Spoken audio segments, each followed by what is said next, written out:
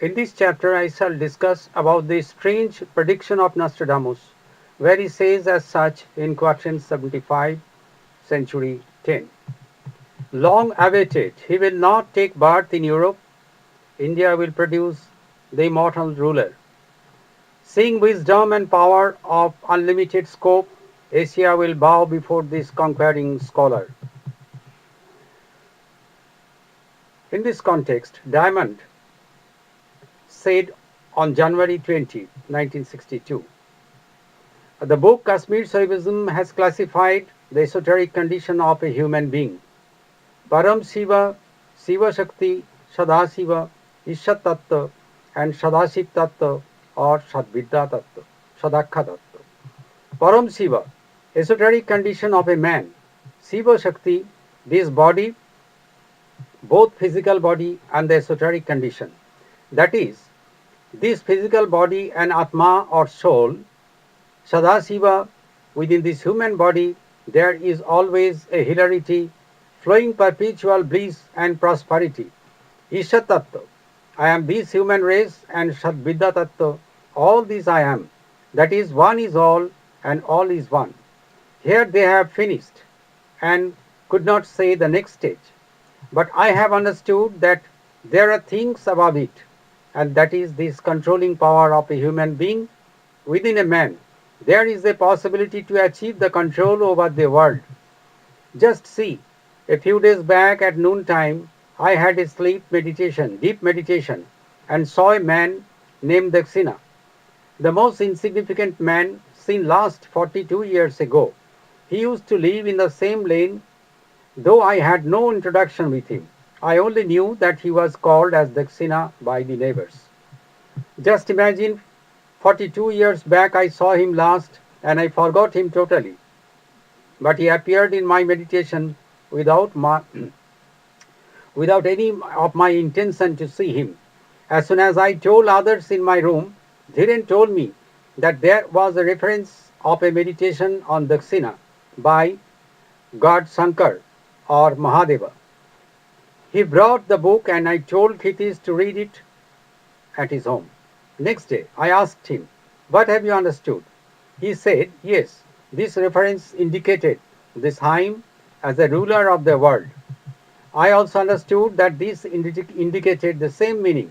When I was thinking about this meaning, suddenly the form of Gopal, a companion, appeared before me. Double action. I was thinking on me as on my aspect, but another one appeared before me. I could not keep quiet, so I asked them, "Can you say why I saw Gopal?" Kshitij said, "Go means world, that means cow, or Pal means to nurture. It means who rules the world." I also thought about the hymns of Vedas. Rudra jatte dakshinamukham teno pang pahi nittam. Well, can we consider the term nature as to control? Dhiren said, yes, it can be.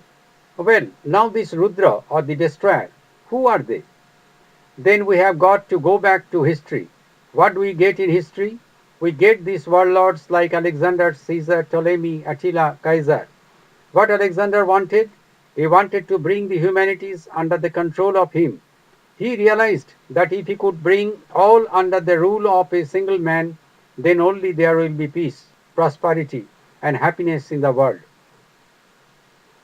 We also find in case of the Emperor Ashoka, who wanted to bring all under his rule. But what we see in its place?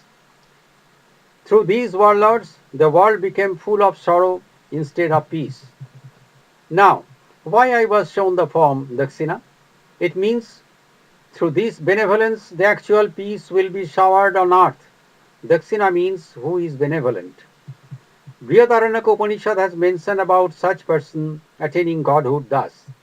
He who has found and has awakened to the soul that has entered this conglomerate abode, he is the maker of everything, for he is the creator of all.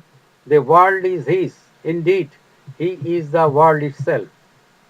Oneness of the Vedas is not the last word, indication of a new era in the spiritual world and Diamond's forecast for the welfare of mankind. On 23rd August 1960, Diamond said a new thing to the listeners today. It was a miracle to see me in the four states of a human body: reality, dream, meditation, and trance. As because this is the first time in the world history when a man is seen within the body by myriads of people, irrespective of caste and creed, religions, sex, and age.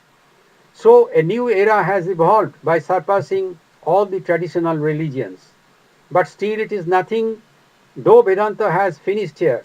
But I say, no, it is not the last. You know what will happen now? Whatever will be generated from this body will reveal and act within the brain of the humanities. Though they will not know it, but they will be guided by those new and pure thoughts and consciousness which have grown in their brain cells. And this will happen for the welfare of the world. Whether my form manifests or not within a human body matters little, but action will be there in the brain, which will be the action of the inert Brahma or Supreme Self. In this aspect, another day on October 18, 1960, he said, "So long you have seen me within you, but for a few months I am seeing all of you within myself. Is it the end? No. Whatever thoughts emerges in me, with and without my knowledge, those will envelop the brains of human beings, and this may be termed as omnipotency, though this has not been proved yet. Otherwise, I don't accept imagination or anything without proof. Even that is not the last one. There may be more which can manifest in the world. I shall not expose those things just now. Let us wait and see."